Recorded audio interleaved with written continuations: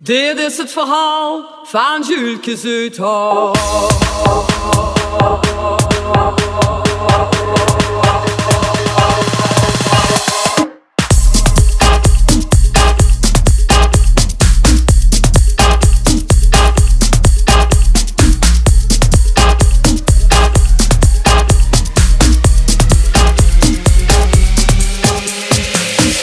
Dit is het verhaal van Julkes Uithof.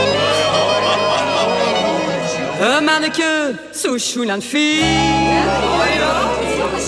Altijd in het pak, cravat, wit beurtje.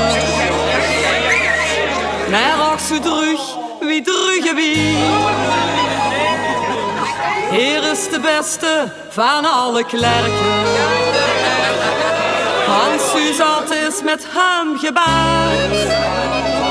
6 dagen per week zit hier te werken. Van 's morgens vroeg tot 's avonds laat.